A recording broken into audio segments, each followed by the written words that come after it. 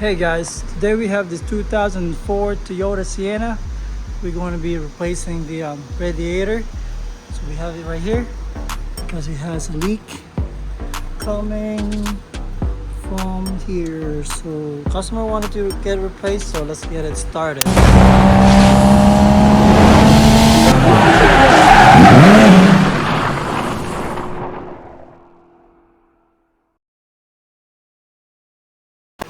Alright, the first thing you need to do is to drain the coolant, which is right down the passenger side, and you can see it down there.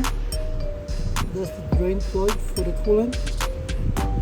That one, you can see that one. So we're gonna drain that one, and then once all the coolant is out, we're gonna start removing these parts here. But this one I already removed this part here. Just only have two 10mm bolts right here. I might as well remove this piece here, another 10mm bolt, and start disconnecting these parts over on top. We're gonna go ahead and remove this hose as well. To have a better access for the drain, for the coolant underneath, you're gonna remove these trim pieces.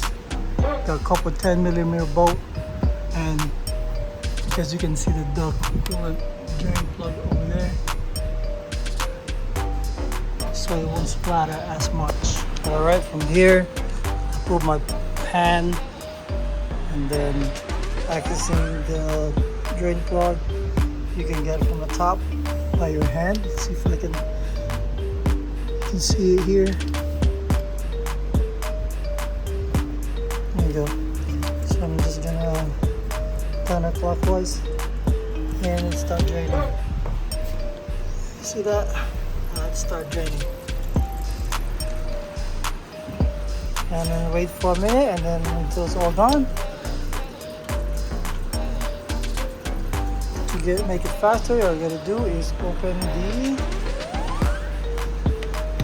reservoir. So I don't think you have anything here for the radiator. So just open the reservoir and then we should be a little bit faster. Alright, then once that's fully drained, I'm gonna start removing these. So I got 10mm bolts here, and that one is connected somewhere in the bottom. And you can just slide this out. This thing goes underneath that filter cabin.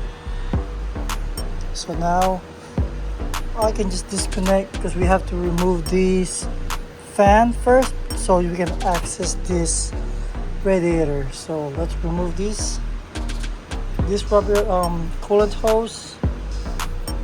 And what else we can remove? We can remove this coolant hose as well. And this is like, either this is a power steering line or the transmission line. We gotta remove that too. And we can remove this one here. Oh, there you go. That's a radiator cup. Just found it on top over here. Okay, the hose is out. Remove that. I'm gonna go ahead. Let's disconnect this first. There you go. Let's put that in the way so I can disconnect this connector for the fan. This one there, and I think this one underneath here too. I want to remove these, so that's be out of my way. Clips, and let's check this out. I don't know what's this underneath. Let me go ahead detach this now. Here I gotta remove these.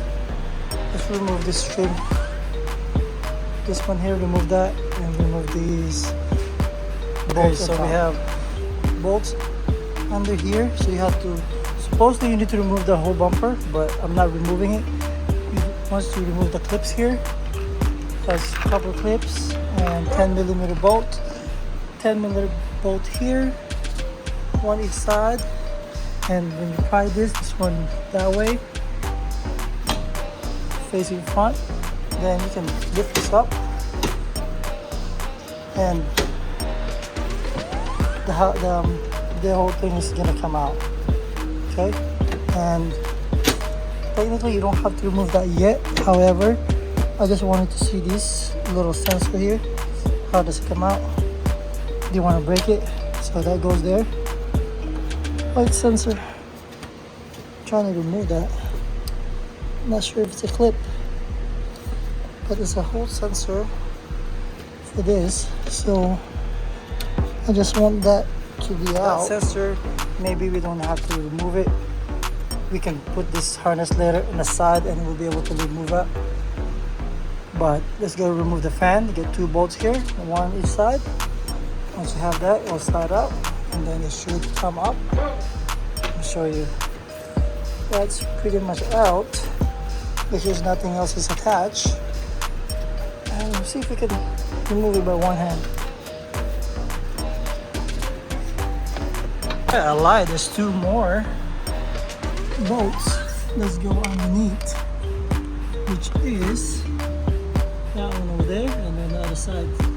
So remove that bolt and this fan should come out. So now you just slide it a little bit on the passenger side, and this side should free all this harness here. You'll be able to pull it up. Let's see if we can do it by hand. One hand. There you go. It's coming out. It's out. Let's put it aside. So that's the bolts up here and down here. Alright. So now radiator is pretty much free as well. You can see that should slide straight up. You need to remove these radiator support. They will be able to come out without removing the whole radiator support. I think I can be able to do that, but from there we need to remove this line. I think that this transmission oil line, so we're gonna remove that out and put it in the side so we can remove this. Okay, so we have this bracket here, this one here, and the other side that holds the condenser together with the radiator. And we're gonna disconnect these lines here. Alright, so once I remove that bracket, the screw there, I actually had to remove at least one side of the bumper. They just pop off on the side here and clips here in the bottom, and that should pop out and it's free up pretty much here. And then now we can go ahead and separate the this radiator from the condenser. And then actually there's another 2 more brackets just like this underneath, which is here, and on the other side. So the other on the bottom side is 8mm. Unbolt that just like right here, and I think that's the final piece to remove the radiator. Alright guys, that's it. It's finally out. Still have some food in there. Careful with that, still have more left. Okay, so I got the radiator out. Let me show you with the bracket. So those are the bracket. Still holding it. 1, 2, 3, 4. And now we're just gonna put everything back, just like how it came out. We got a new radiator right here. We're gonna put that back. Let's see what this looks like. It's dark right now, but see that it's leaking there, so it's time to replace it. It's got leaks here, so the thing we're gonna do is put everything back. Make sure that we be careful of putting it back in without heating anything. Alright, so we're ready to put this back in, but before we do that, make sure that you remove this from the old radiator and put it to your new radiator, because this doesn't come with any of these inserts. So I got the top part and the bottom part. Need to reinstall these right here. Comes here. And got another one here. Then we're gonna put it back to the car. All right, so I got the radiator back. So what I did, I kind of snug screwed the top bracket so it will be aligned from the bottom. It's right here, and then I'm gonna put the bolts back in. All right, so it's in. The bracket is in. What I did, I put this piece of a 1/2 inch wood, stick it under there so it'll be flat surface, so I have a gap to put my wrench underneath. And now I can go ahead, tighten this and place everything and connect it. Should be going to reverse, should be pretty easy now. All right, so we put the 4 bolts for this radiator support right here. Then we're gonna go ahead and snap back the bumper up here on top, same as this one. Just snap that back. All right, so we got all the bumper in. That's good. These clips are good. So we're about to put the fan. So we're gonna slide the fan here. After we put the fan, we're gonna connect all the hoses. All right, the fan is on. Make sure there's like 4 bolts, 2 from the top and 2 from the bottom. I haven't installed the bottom yet because I'm gonna lift the car anyway. I went ahead, put the hose back. Make sure there's nothing clogged up inside the tubes right here in the radiator. Same thing, the one on the bottom. And I plugged it in. I just have to move the clamps. And then of course the transmission line goes here from the top, one on the bottom. And I got this connector back in.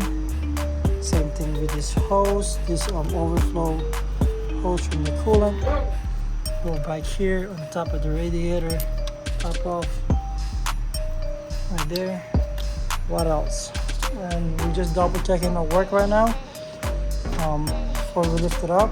Actually right now, if you think and if you believe everything is together, inserted, you can go ahead, top off some coolant here.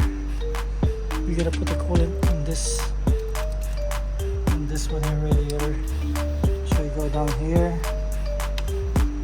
Let's see, then we go down like that. All right, make sure the clamp is on, and then we're gonna lift up, finish it up.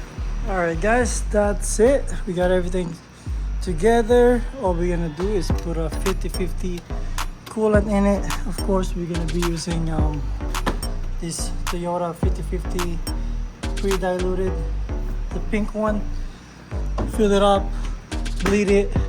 If you need a video for that, I have a few videos how to bleed some cars and the coolant system. I'm gonna install, of course, the rest of these intake here, and that should be it, guys. I hope you enjoyed this. Thank you for watching. And so that's how you replace the radiator on this 2004 Toyota Sienna. To the next video, don't forget to like and subscribe. Thank you, guys. Peace.